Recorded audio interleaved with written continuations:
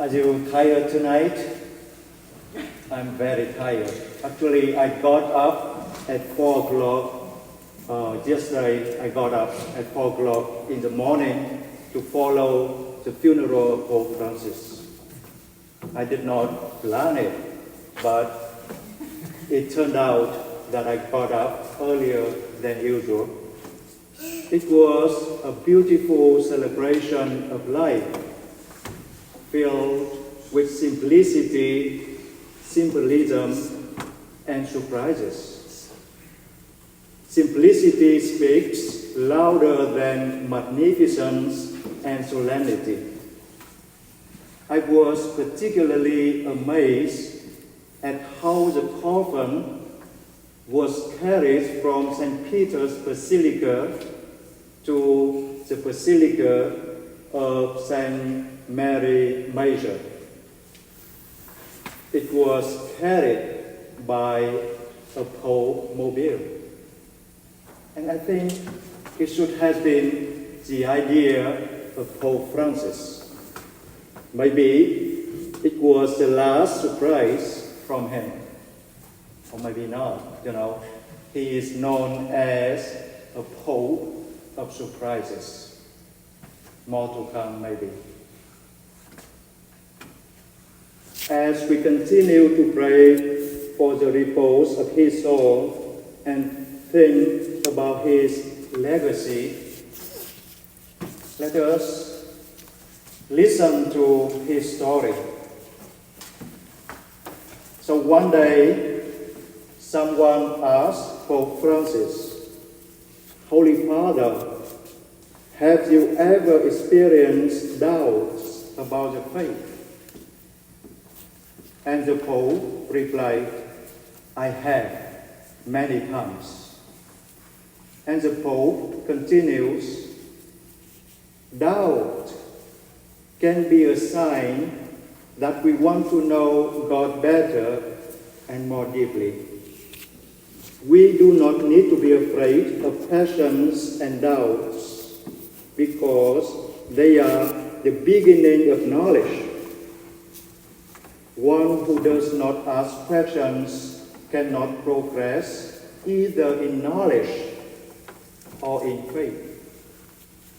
So here for the Holy Father, doubt is a desire to have a deeper understanding of things that is going on around us. Doubt is a desire to deepen our faith. In today's Gospel, we see Thomas, the doubter. He is also known as Didymus. But throughout the Gospel, none of his siblings was mentioned. And for me, he can be our twin. So today, we have a new brother. We have Thomas as our brother. And when Jesus appears to Thomas for the first time, when Jesus appears to the apostles for the first time, Thomas wasn't there. We don't know why he wasn't there. The only thing that we know is that he was not behind locked doors out of fear. And maybe this freedom gives him an occasion to think about his personal faith, about his personal relationship with the Lord. The other disciples focused on the communal understanding of faith and resurrection. We have seen the Lord. But Thomas, he emphasizes on a personal relationship with the risen Lord. Unless I see, I will not believe. So here for me, it's not about the doubt about the faith of other people. or their words. It is a way for Thomas to deepen his personal understanding of faith in the risen Lord. For him, doubt is not the opposite of faith. Doubt is an element of faith. So Thomas is a doubter. Maybe he came from Missouri, the show-me state. But he is very open to the truth. When Jesus asked him to put a hand into his side, he did not do it. So we can say that Thomas is not a stubborn doubter, seeking to verify every single detail in order to believe. He would like to have a personal understanding of his own relationship with the risen Lord. He didn't want to follow what was taken as granted by other people. And the result of his reasoning, of his doubt, is the most beautiful confession of faith in the entire Gospel of John. In the first chapter, we learn that the Logos, the Word, was with God. The eternal Word was with God.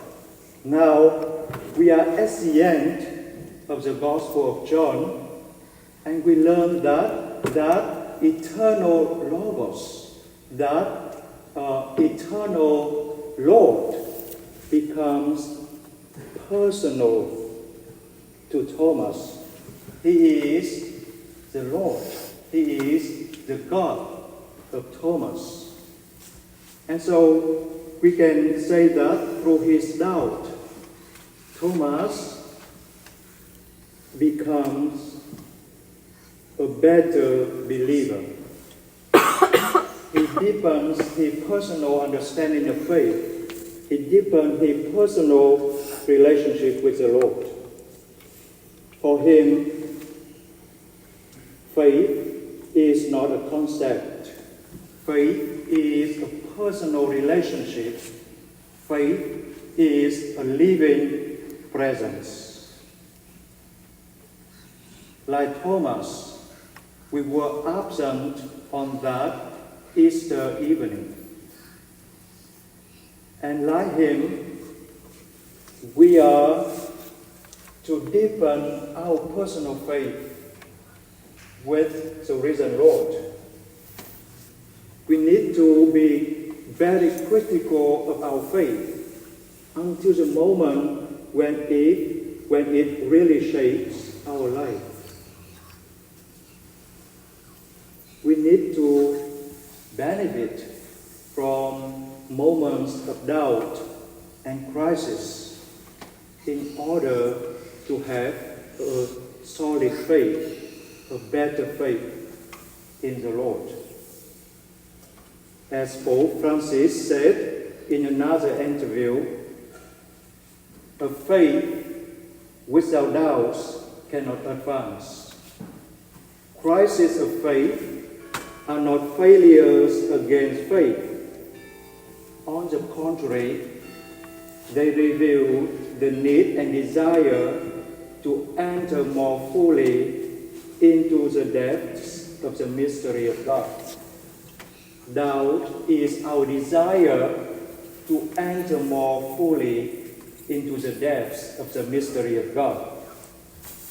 And we cannot understand the mercy of God if we do not deepen our faith through moments of crisis and doubt.